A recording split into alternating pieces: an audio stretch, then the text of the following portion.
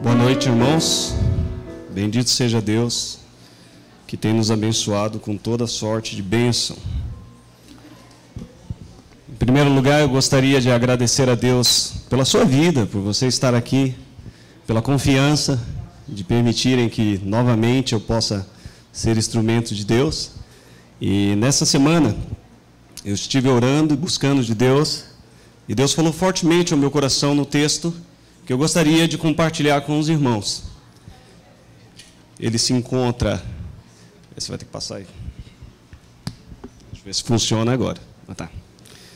Em Êxodo 3, dos versículos 16 até o versículo 22.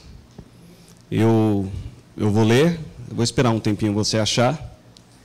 E eu leio e você acompanha. Talvez a gente encontre algumas discrepâncias por conta da versão bíblica, né? Eu estou usando a ARA e depois eu vou para a NVI. Mas diz assim: Vai, ajunta os anciões de Israel e dize-lhes: O Senhor, o Deus de vossos pais, o Deus de Abraão, o Deus de Isaque, o Deus de Jacó, me apareceu dizendo: Em verdade vos tenho visitado e visto o que vos tem sido feito no Egito. Portanto disse eu: Far-vos-ei subir da aflição do Egito para a terra dos cananeus, do Eteu, do Amorreu, do Fariseu, do Eveu, do Jebuseu, para uma terra que mana leite e mel. E ouvirão a tua voz, irás com os anciões de Israel ao rei do Egito e lhe dirás: O Senhor, o Deus dos hebreus, nos encontrou. Agora, pois, deixa-nos ir caminho de 3 dias para o deserto, a fim de que sacrifiquemos ao Senhor nosso Deus. Eu sei, porém, que o rei do Egito não vos deixará ir, se não for obrigado por mão forte. Portanto, estenderei a mão e ferirei o Egito com todos os meus prodígios que farei no meio dele, depois de vos deixar ir. Eu darei mercê a este povo, aos olhos dos egípcios, e quando sairdes, não será de mão vazia.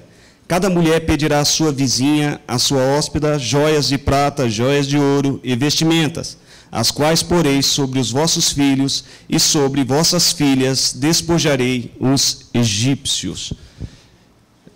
Eu tenho tradição um pouco pentecostal. Eu vou pedir para você abaixar um pouco o microfone, senão daqui a pouco o pessoal vai falar: nossa, vamos falar alto demais.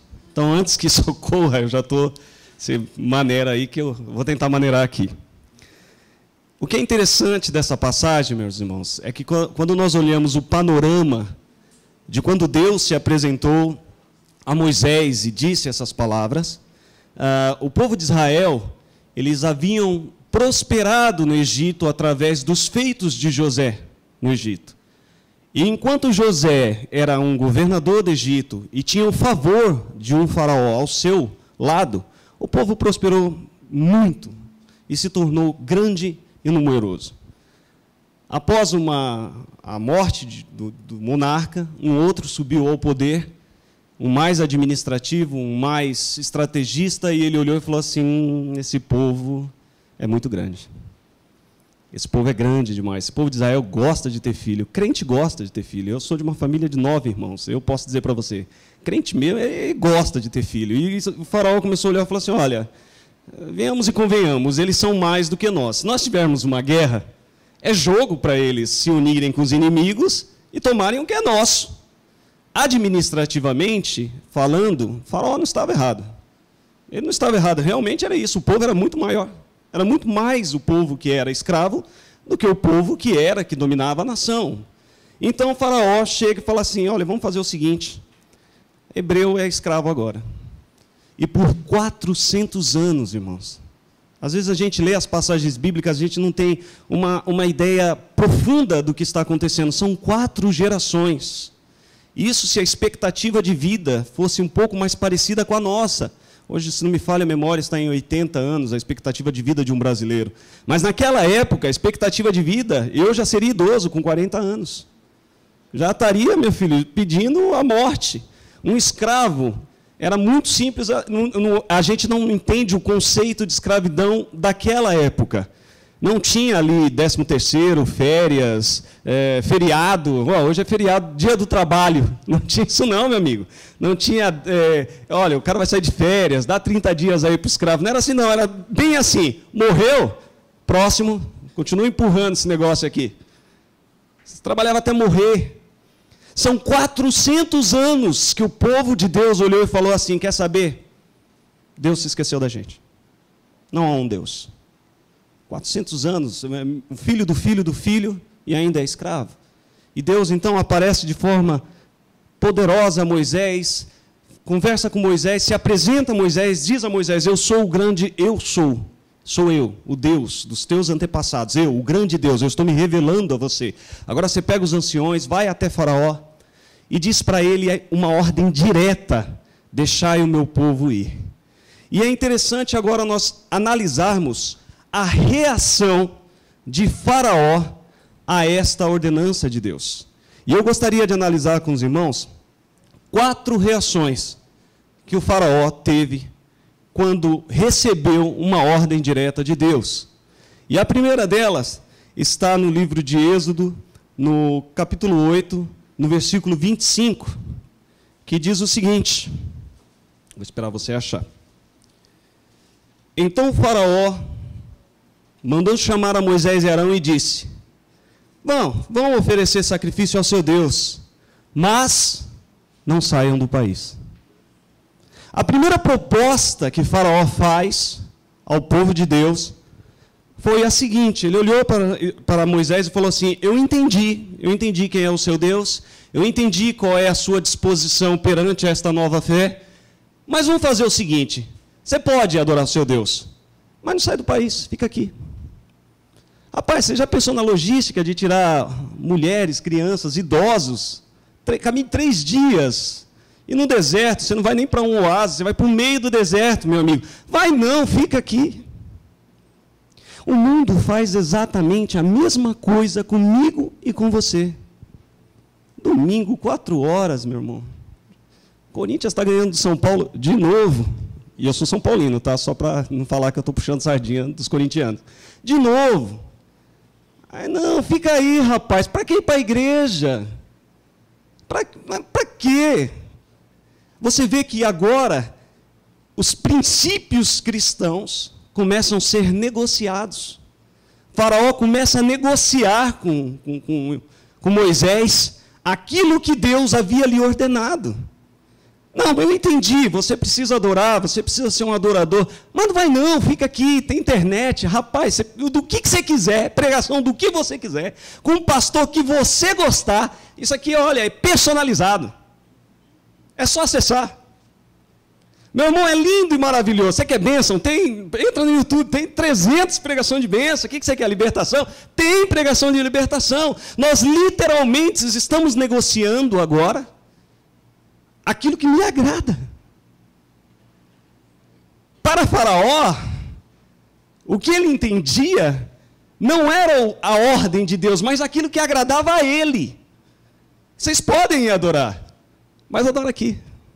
Precisa se afastar. Fica aqui. Fica exatamente no mesmo local aonde os egípcios ofertavam aos seus deuses pagões. Era como se Faraó virasse para Moisés e falasse assim, olha, eu tenho um condomínio top aqui, rapaz. Você paga aí o condomínio, você pode usar churrasqueira, ó, nós acabamos de edificar um novo templo Ahá, está novinho, pode adorar lá. Leva essa peãozada toda e faz o dia do trabalho aí que você quer. Faz lá no templo de Ra. Não precisa sair do país. E muitas vezes o diabo diz para você, você não precisa mudar. Deus quer o teu coração. Precisa mudar, irmão. Venha para Cristo e permaneça do jeito que você é. E a Bíblia não diz isso. O que a palavra de Deus nos diz é que o Senhor transforma o homem do coração. A santidade que nós falamos aos adolescentes ontem à noite, 150 adolescentes preocupados com santidade. O que nós falamos é que a santidade, ela é um processo gradual. É um relacionamento em que você vai vivendo com Deus e ela vai sendo exercitada pelo exercício da fé através do Espírito Santo. O Espírito Santo vai movendo o seu coração. O Espírito Santo vai, aquilo que você fazia, você não faz mais. Não há um homem que encontrou com Cristo e continuou igual. Nenhum. Pega na Bíblia, irmão. todo homem que verdadeiramente teve um encontro com Jesus Cristo, ele saiu do Egito. Ele não ficou no Egito. Até o servo, até Naamã é o outro. Ele virou para o profeta e falou assim: eu posso levar um pouco dessa terra aqui? Porque eu sou obrigado a me prostrar quando o meu rei entrar na presença do Deus dele, mas eu não quero mais isso para a minha vida. Eu posso levar um pouco dessa terra para quando ele se prostrar, eu vou pôr um cantinho lá essa terra, e quando eu me prostrar, eu estarei adorando o Deus verdadeiro. E agora Faraó vira para Moisés e fala assim: cara, não tem problema não, adora aqui. Não há necessidade, fica em casa mesmo. Para igreja, gente, pelo amor de Deus, tem tanta igreja. Para que igreja? E a Bíblia diz que é aqui onde o Senhor ordena a sua bênção e a sua paz. Quantos crentes sem bênção e sem paz, vivendo de um passado, de um vislumbre daquilo que Deus fez no passado por ele, porque não vive mais em comunidade, em comunhão. Eu acho isso lindo quando a Bíblia fala a santificação e a paz com todos, sem a qual ninguém verá o Senhor. Então, meu irmão, você cortou a igreja, você cortou a comunhão com todos, a paz com todos, você cortou a etapa. Vai vendo. A segunda coisa que Faraó propõe ao povo de Israel está também no capítulo 8, no versículo 28, que diz assim: disse o Faraó: eu os deixarei ir e oferecer sacrifícios ao Senhor, seu Deus, no deserto. Mas não se afastem muito, e ainda por cima ele faz uma falsa santidade, fala: ora por mim. Não se afasta. Veja agora.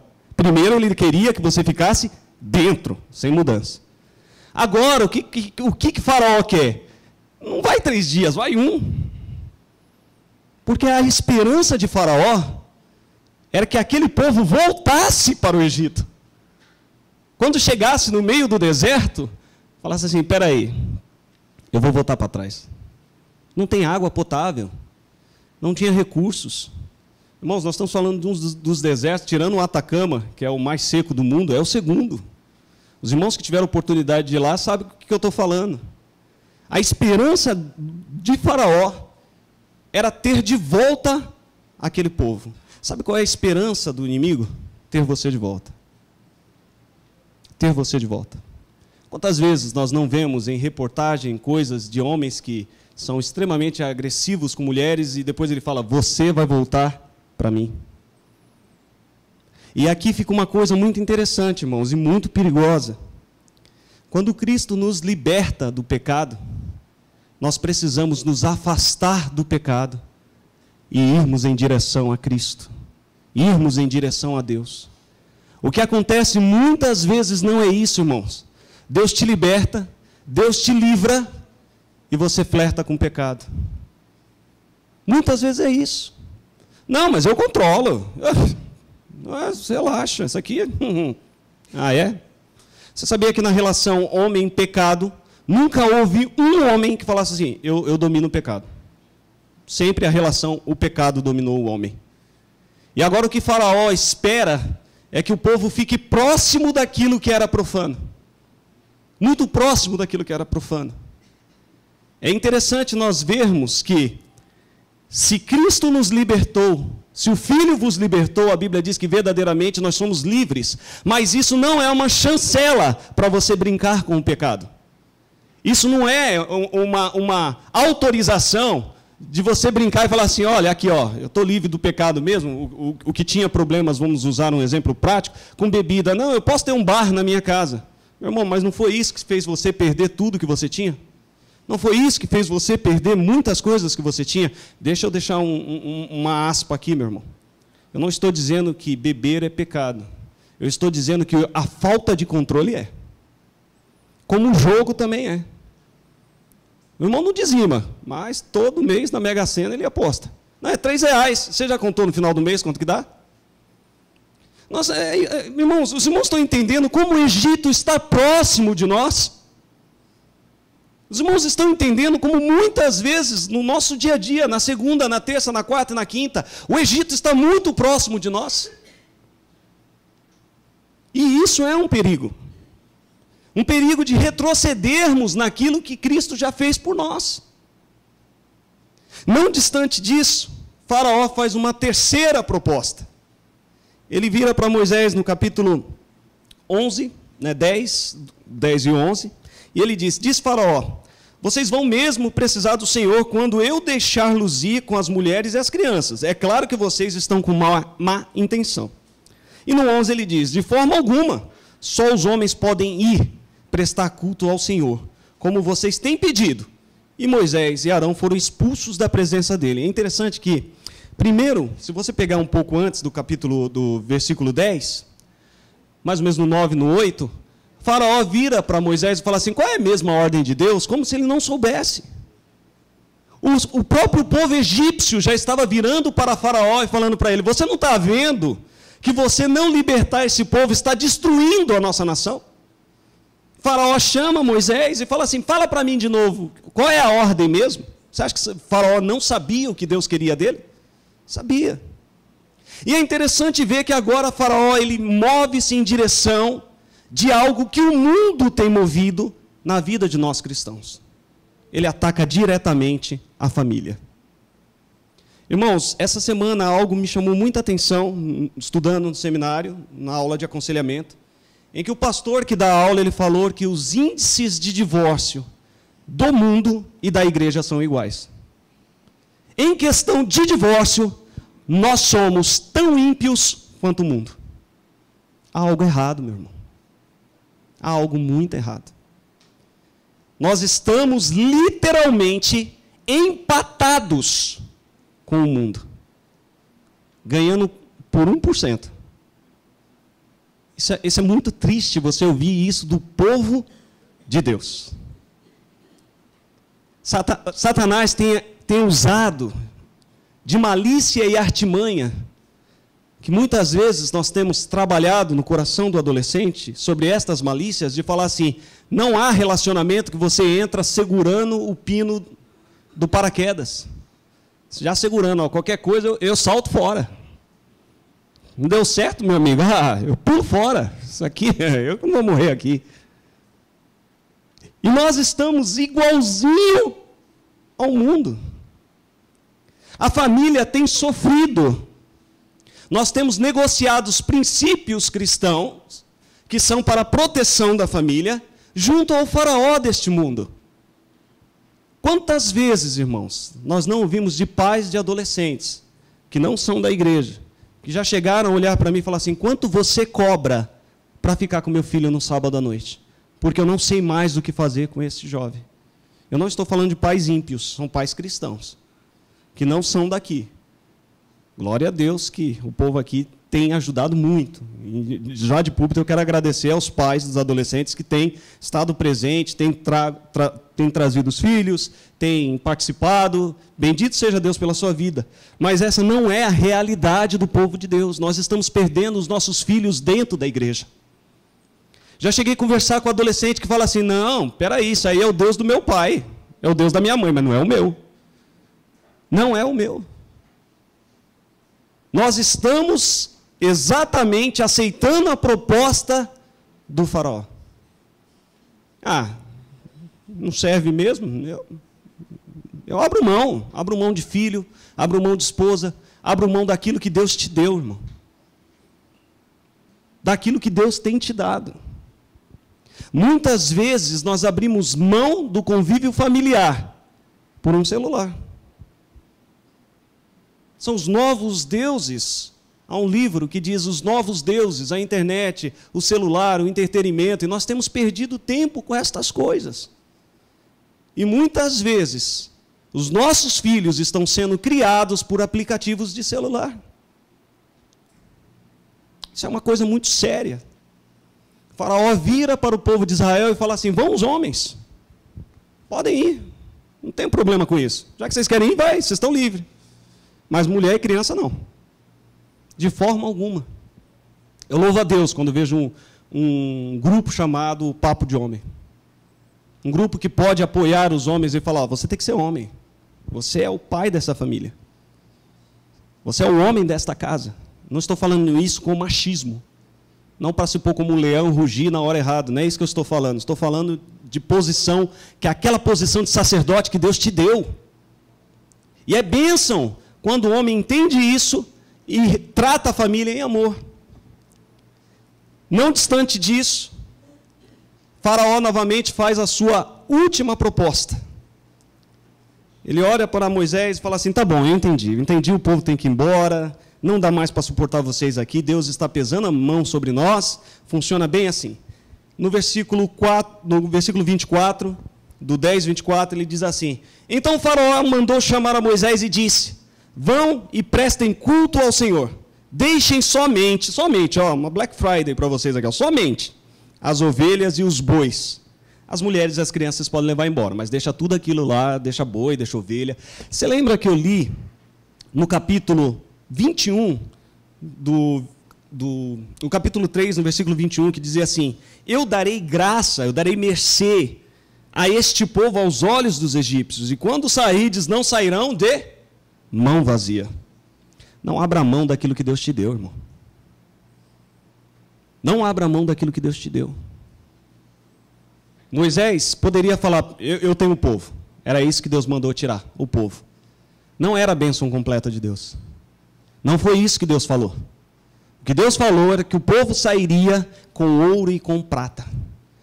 E mais abaixo, nos versículos abaixo, Moisés olha para o Faraó e diz a seguinte coisa: você é um cara inteligente. Agora me responde, o que eu vou sacrificar a Deus se você ficar com bois e ovelhas e com tudo? Como é que eu vou sacrificar a Deus se você vai ficar com tudo? É interessante nós vermos, irmãos, que os princípios do dízimo, isso aqui é você e Deus, meu irmão. Não estou aqui, eu não vou fazer merchan, eu estou aqui falando aqui que é princípio bíblico. A gente muitas vezes olha e fala assim: mas como é que eu vou dar o dízimo? Se eu der o dízimo, como é que eu pago? Como é que eu pago minhas contas? Como é que eu faço? É Faraó falando: olha, não dá não. Dá não, que você tem, deixa aqui comigo. E eu acho interessante, porque o que acontece é bem isso aqui: você não dá esse mês, adivinha o que acontece no mês que vem? Você não dá também, porque não sobrou. Aí o que acontece no outro mês? Adivinha? Também não, porque não sobrou de novo. Aí no outro mês, o que acontece? Quando você vê, meu irmão, já foi um ano. Um ano de generosidade de Deus sobre tua vida e um princípio sendo quebrado. Durante um ano. É interessante, porque eu vejo tradições de crianças vindo aqui trazendo um envelope, e eu fui o tesoureiro. Irmãos, às vezes tem 10 centavos, mas está o nome dele. É lindo isso. É muito lindo. São tradições para ele entender que tudo que você tem, meu irmão, não é teu. Tua saúde, teus filhos, teu carro, tua casa, todas as bênçãos que Deus te deu, não é seu. Não negocie princípios, irmãos, com este mundo. Não negocie princípios bíblicos. Muitas vezes eu tenho dito a alguns pais que viram e falam assim: ah, mas você é autoridade na vida do teu filho. Não negocie isso com o mundo. Não negocie, irmãos, estes princípios. Eu me lembro que quando eu me casei, meu pai me chamou, dorme no Senhor já, e me chamou, ele falou assim: filho, eu não tenho muito o que te falar, você já é um homem, mas deixa eu te dizer um provérbio. Não remova os limites que os teus pais colocaram. Quando você for pai, você vai entender o que eu estou falando. Quando você namorava, isso eu estou perguntando para o pessoal assim, mais da minha idade, um pouquinho mais para frente. Você lembra quando você conheceu essa benção? Paião não vale porque conheceu recentemente. Herbert também não, mas o pessoal mais... né? O pessoal mais para trás, vamos lá. Você lembra quando você conheceu? Você tinha cabelo, né? Cabelo arrepiado, lindo e maravilhoso. Você lembra quando você conheceu a sua esposa? Você lembra? Hã? Você olhou e falou: nossa, que bênção. Você é crente, não pode falar besteira. Que bênção. Você lembra disso? Aí você foi homem, teve coragem de ir até o pai dela, né? Eu espero que sim. Né? E aí, qual foi a recomendação do sogro? Deixa eu passar, porque tem um cara ali no fundo que ele está olhando para mim, já vai anotando aí, viu? Qual é a recomendação do sogro? Qual é a recomendação do sogro? Qual é a hora que a princesa tem que estar em casa? 10 horas. Não era essa a recomendação dos pais? 10 horas aqui. Cinderela foi até meia-noite, voltou de abóbora com 3 ratos puxando. Deu B.O., ainda deixando tudo para trás. Quase que não chega em casa. Por quê? Não cumpriu o combinado. 10 horas em casa. Irmãos, nós estamos vivendo um tempo que filho de crente, 3 da manhã, está na rua. Aí você vira e fala, quantos anos tem esse adulto? Não, tem 15. Irmão, se o seu filho não é o Batman, o que ele está fazendo na rua 3 horas da manhã? Lutando contra o crime? Não é. Não, é uma coisa para você pensar, meus irmãos. Olha os princípios que nós estamos cedendo. Nunca houve tanta morte de jovens na madrugada. A última chacina em Campinas me impressionou demais. Eu desci para orar. Das 9 pessoas que morreram, o mais velho tinha 22 anos. A média de morte na chacina era de 13 a 18. O que um garoto de 13 anos está fazendo às 3h30 na rua? Princípios negociados com o faraó deste mundo. E pagamos um preço por isso, meu irmão. Pagamos um preço de perder a paz dentro de casa. Onde quem fala mais alto é quem deveria respeitar. Quem enfia o dedo na cara é quem deveria respeitar, quem deveria falar assim, ô pai, por favor. Eu me lembro que, até hoje, eu chamo minha mãe de senhora. Até os últimos dias do meu pai, eu chamava ele de senhor. Uma questão de respeito, uma questão de princípio. Irmãos, nós estamos perdendo os nossos princípios bíblicos para o Deus deste mundo. E pagamos um preço por isso. Pagamos um preço em depressão, pagamos um tempo em famílias quebradas, pagamos um preço em um consumismo e num mundo relativista. Depende, meu irmão. Isso aí é princípio para você. Os tempos mudaram. Quem nunca? Eu nunca. Os tempos mudaram. O ser humano nunca esteve tão sobrecarregado e tão vazio. Nunca houve tantas pessoas se sentindo tão só no meio da multidão. Somos unidades de pessoas. Olha o trânsito. Fala, irmão. Sim, quantas pessoas tem num carro? Uma. Somos uma unidade, vivendo em comunidade. Não somos comunidade, somos unidade. Nós quebramos o princípio do partir do pão. Nós quebramos o princípio do partir do pão. De cear juntos. De termos tudo em comum. Faraó fez isso, foi a proposta de Faraó. Olha, faz o seguinte, deixa as crianças, adora aqui mesmo, não vai longe, deixa os seus bens. E muitas vezes nós vamos aceitando estas coisas. E o que eu acho interessante, irmãos, é que a proposta de Faraó, de deixar os bens, fala diretamente a mim, a você, e eu gostaria de dizer para você uma coisa, aquilo que é teu, irmão, é teu. Crente não precisa puxar o tapete de ninguém na empresa para subir. Crente não precisa fazer pedalada fiscal. Dia 30, acaba o prazo do imposto de renda. Nós, brasileiros, com certeza, já entregamos, né? A nossa declaração. Não, mais da metade dos brasileiros ainda não entregaram a declaração. Veja você que coisa interessante. Mas olha aqui, uma coisa muito interessante. É nesta época que o faraó vira e fala assim, ó, adiciona aí, rapaz. Cunhado deve ser dependente, pega as tuas coisas, pega a tua roupa, põe como dependente. É nessa hora que algumas pessoas escusas vão te oferecer. E se não te ofereceram, uma hora vai. Eu me lembro de uma certa feita que eu tinha um Corsa 97, que eu já pedi perdão a Deus por ter insistido que ele me desse aquele Corsa, porque eu destruí aquele Corsa, não sabia dirigir. São duas coisas que eu sempre falo que eu tenho que pedir perdão. É para a Júlia, porque eu não sabia ser pai. Então, a primeira vez que a Márcia me deixou com a Júlia, eu prendi um macacão no cabelo dela. E ela chorou. E eu falei, não sei, tá aí. Quando minha sogra chegou, ela abriu o botãozinho e fez assim, ó, puf, a menina dormiu. E eu falei, Jesus, Você tem certeza que ele me deu uma filha, né? Tudo bem. Aí, a outra vez, a Márcia saiu com minha sogra. É sempre assim, porque a mãe sai com sogra e ainda deixa o marido sozinho com a criança. E aí, tinha que trocar a fralda da menina, e eu pus ao contrário, não sabia se fechava. Eu peguei uma silver tape, passei na barriguinha dela, e a menina parecia um homem de ferro, de tanta silver tape que eu passei, e deu um trabalho para tirar aquilo da barriga da menina, ficou um vermelho de irritação. E ela falou, você não sabia que esse negócio é autocolante? Eu falei, eles deveriam colocar. Aí ela pegou a fralda, mostrou para mim, está escrito, atenção, desse lado. Eu falei, deveria ser maior. Aí ela mostrou do outro lado, enorme, desse tamanho, desse lado. Eu falei, tá bom, eu sei, eu estou errado. Então é a Júlia e esse carro. E eu fui ultrapassar um caminhão ali na Dutra. Eu não me lembro se era na Ailton Senna ou na Dutra, mas eu sei que eu fiz uma manobra irregular. E quando eu fiz, lá na frente o guarda só fez assim, ó. Eu falei, eita, Deus, o homem viu.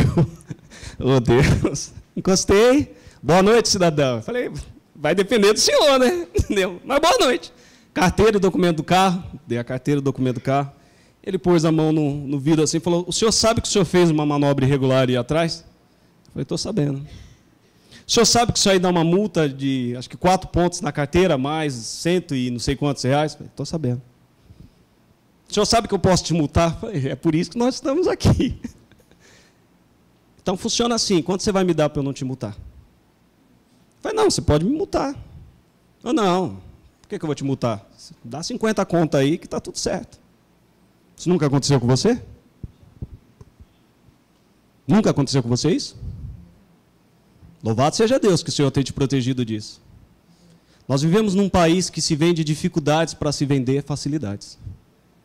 O Brasil cria dificuldades para que te venda facilidades. Qual é a tua postura como cristão? 4 pontos na carteira, 50 reais resolve, era 200.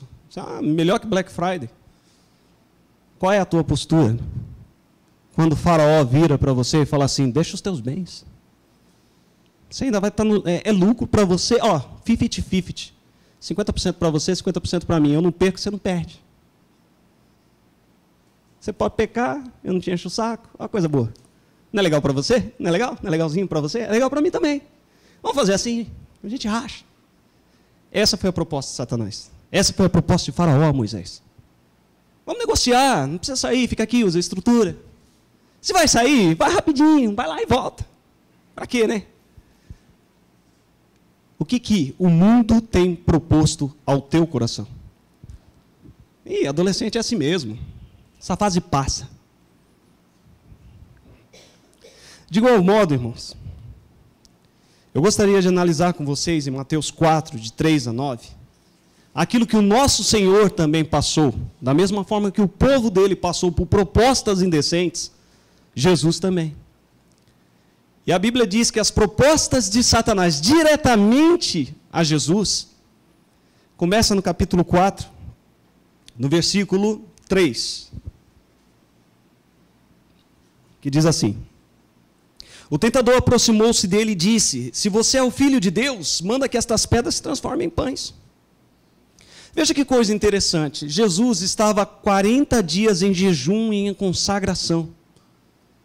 Não era o momento mais santo para qualquer um de nós? Imagine, você está 40 dias em jejum e consagração. O que você espera? Que os anjos venham te servir. Que as bênçãos venham até você.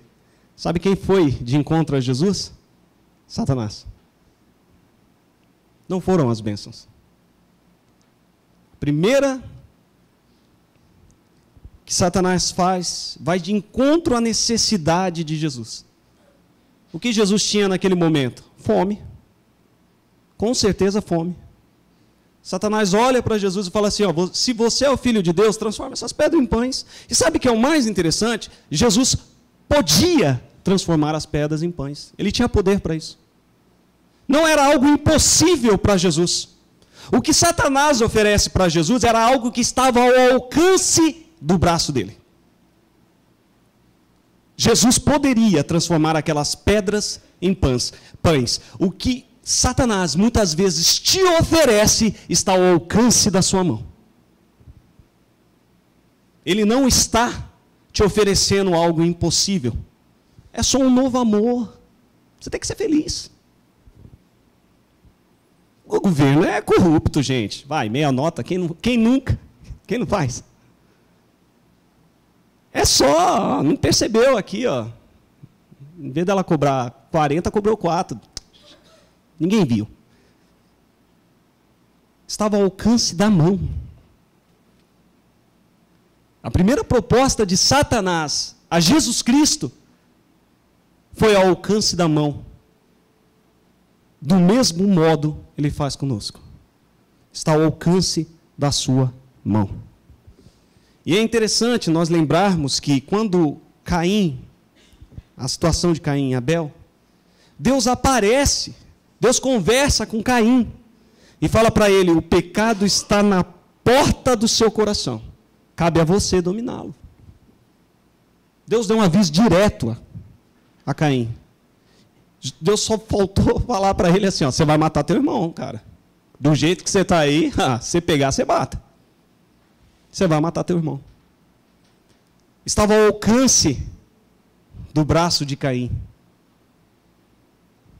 A segunda proposta que Satanás faz a Jesus Cristo está no capítulo 4, no versículo 5 de Mateus, e ele diz assim: então o diabo levou a cidade santa, o colocou na parte mais alta do templo e disse: se você é o Filho de Deus, jogue-se daqui para baixo, pois está escrito: ele dará ordem aos seus anjos ao seu respeito, e com as mãos eles o segurarão, para que você não tropece em pedra alguma. Novamente, Satanás coloca Jesus na cidade santa, no ponto mais alto, e Jesus estava em consagração. Se olharmos para os nossos dias, você poderia falar assim: é literalmente uma igreja, um lugar santo. O que a passagem aqui nos diz é que religiosidade não é santidade. Santidade é andar com Deus, é mudar de direção. Religiosidade, meu irmão, é domingo à noite você está aqui. Uma pergunta para o teu coração: por que você veio? Por que você está aqui, meu amado? O que tem motivado o teu coração a vir para a igreja? O que tem te conduzido até esta casa? Deus está aqui. E se você prestou atenção, desde a primeira oração até agora, Deus tem falado ao teu coração. E muitas vezes nós estamos dentro da casa de Deus com uma raquete de ping-pong. Sabe como joga ping-pong? Você espera a bolinha vir para você e você faz o quê? Devolve ela, não fica com ela. Nós estamos assim, Deus fala, você, puf, volta para lá. Puf, volta para lá. Deixa a palavra de Deus penetrar o teu coração, irmão. Venha fazer parte de um culto de verdade. Outra coisa que Satanás faz é desafiar a Jesus e diz a ele: se você é o Filho de Deus. Não é a mesma coisa que o mundo faz conosco? Você é crente mesmo? Você é mesmo crente? Você é crente de verdade mesmo? Você é servo de Deus de verdade? Novamente, Satanás agora, a terceira vez, no capítulo 4, de 8 a 9, ele diz: depois o diabo levou a um monte muito alto e lhe mostrou todos os reinos do mundo e seu esplendor, e disse: tudo isso lhe darei se você se prostrar e me adorar. É engraçado, meus irmãos, que ele só mostra a coisa boa, né? De manhã eu perguntei aos irmãos: quantos dos irmãos aqui já foram no Rio de Janeiro? Quantos já foram em Copacabana? É lindo, rapaz. Que tá lugar bonito. Quantos já foram no Morro da Rocinha? No Complexo do Alemão? Na favela da Maré Baixa? No Morro do Piolho? Olha o nome, Jesus Cristo. Eles têm uns nomes interessantes para colocar nos morros. É interessante que quando nós queremos mostrar aos nossos turistas a cidade maravilhosa, né? Nós mostramos Copacabana. Jamais vou levar esse cara no Complexo do Alemão. Falava hoje de manhã que uma entrevista com o vocalista do YouTube, Bono Vox, quando ele veio no Brasil a primeira vez, pegaram ele e falaram, oh, deixa eu te mostrar a beleza do Rio de Janeiro. E começaram a andar com ele por Copacabana.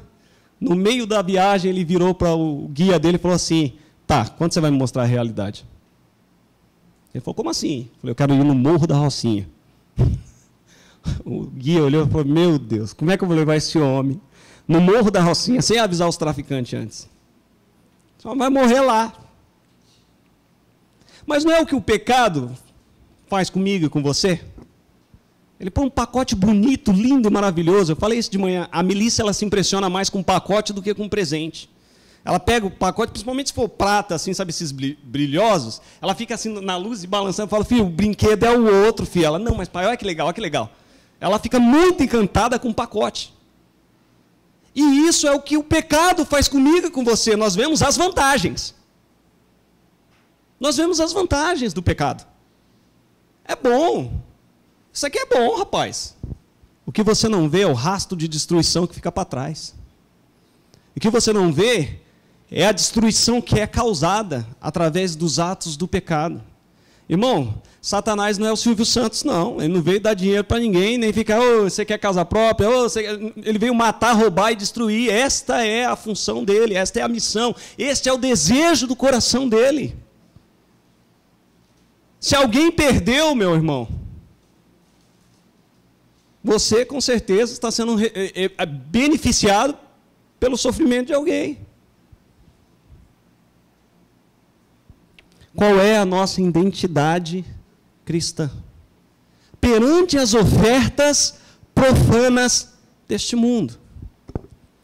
Eu já estou terminando, meus irmãos, mas gostaria de relatar, como eu falei hoje de manhã. Meu pai tinha um amigo, um pastor, ele morreu com eu falei 110 de manhã, mas era menos que isso, acho que ele morreu perto de 106. Mas é muito tempo ainda.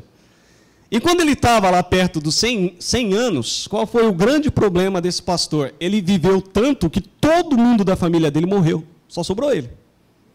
Não tinha uma irmã, não tinha uma tia, não tinha ninguém, e ele se recusava a ir para uma casa de repouso. E não passou muito tempo, ele começou a passar muita necessidade. Ele morava no Itaim Paulista, sabe onde fica isso aí? Ó, meu irmão, só tem um lugar pior, Guaianazes, sabe onde fica?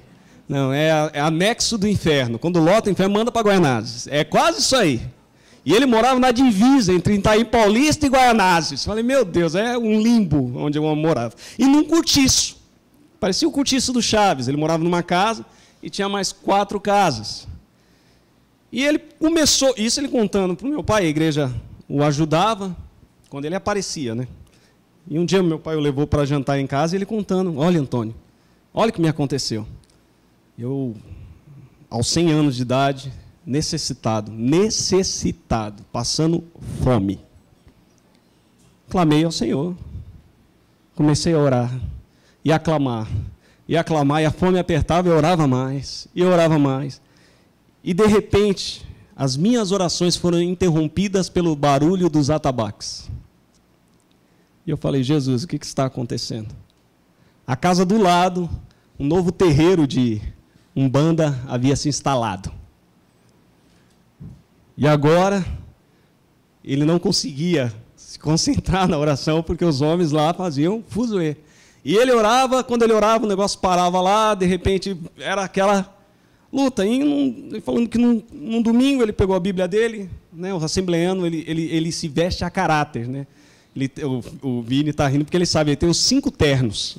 Assembleano pode estar o calor nuclear que tiver lá fora, ele está de terno, gravata, calça, tudo preto, entendeu? Assembleano, ele está pronto para morrer e ser arrebatado, já está no jeito. Caiu, só pôr na caixinha e empurrar, o homem está arrumado, é do assembleano.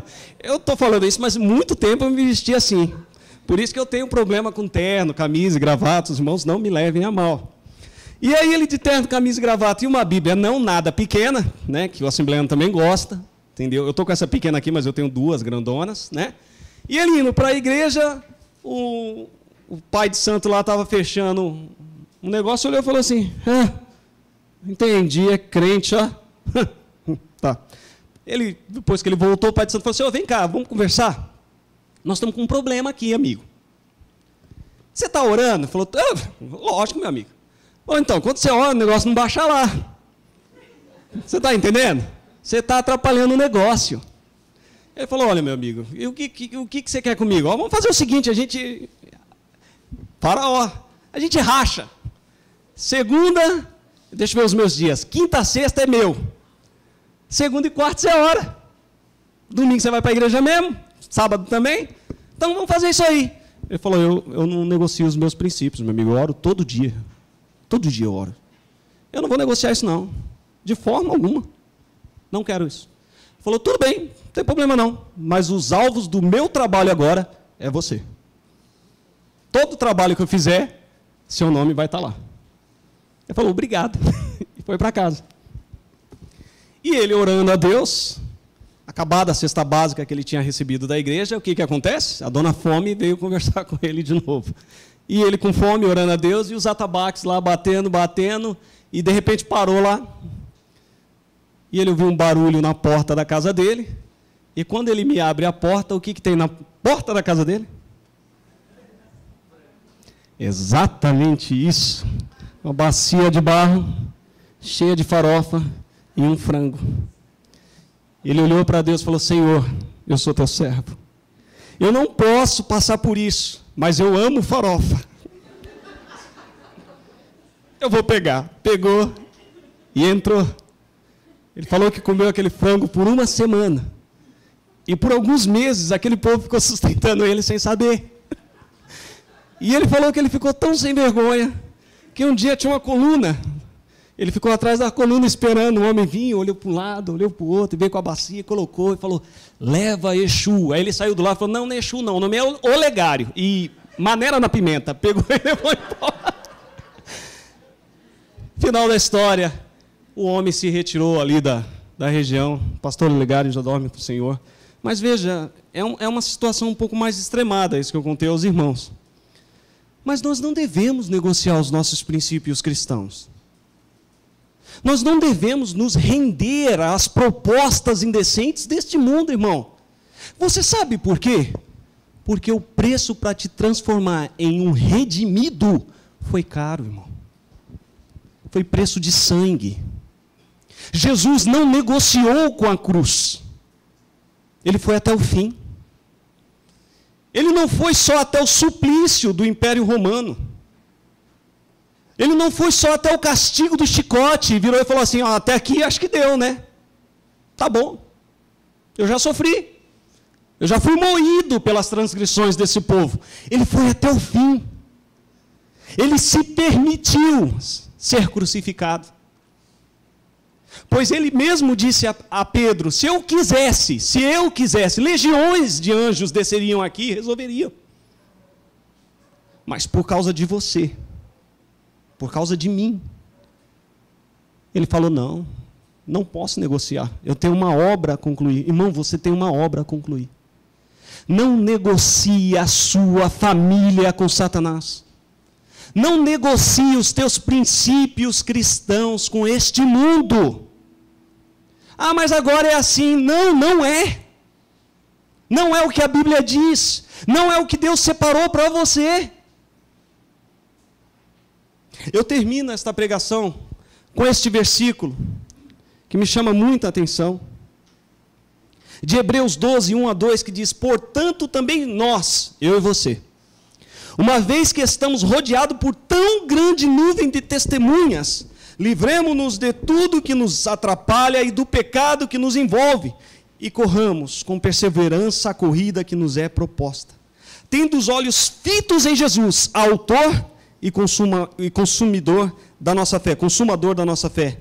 Ele, pela alegria que lhe fora proposta, suportou a cruz, desprezando a vergonha, e aceitou-se à direita do trono de Deus. Foi por você, meu irmão. Foi por você.